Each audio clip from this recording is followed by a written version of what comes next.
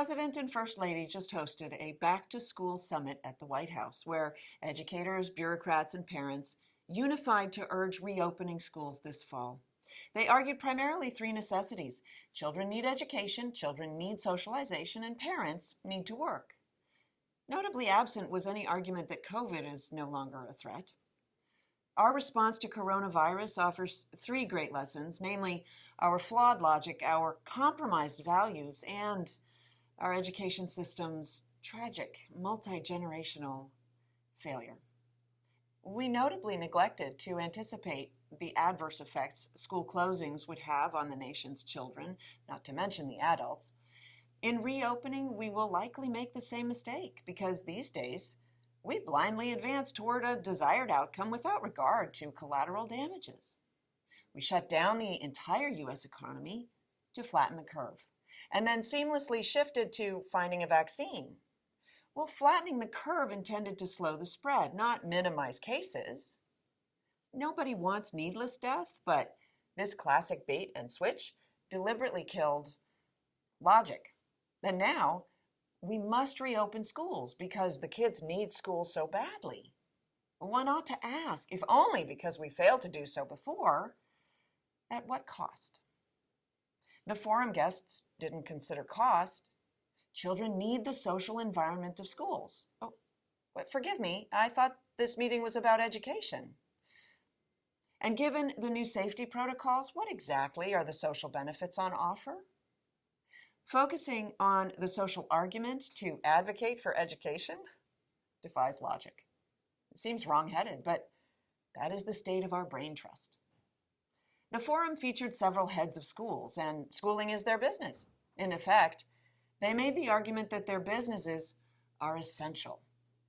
But educators who cannot think critically and logically are a harbinger of dire outcomes. Overwhelmed by the horrifying misinformation from China and Italy, we shut down without considering the cost. But what would be our excuse for making a similar mistake in opening? What are the consequences on developing lungs of wearing masks 7 or more hours a day? What is the cost of promoting togetherness while preventing touch and prohibiting movement from their desks? And so, we sacrifice logic on the altar of convenience. Parents want their children back in schools because they need to work. Schools want them back because they also need the money. Because of COVID, we've allowed our elderly to die alone. If that was for good reason, then perhaps we should be less eager to endanger our children to the disease or the ravages of the draconian safety precautions. The experts have been all over the map in their advice during this crisis, and we've followed every step. This, perhaps, is the best summation of the failure of our education system as a whole. Like whole word reading compared to phonics. The establishment imposed whole word reading in the 1950s without any prior testing as a gimmick to sell new books. Old books lasted. New books made profit. But instead of giving children a lifelong ability to sound out words and read anything they saw, teaching the child only sight words limited his vocabulary and restricted his ability. Today we take our education whole subject, but it renders us incapable of thinking independently and considering consequences other than our most immediate desires.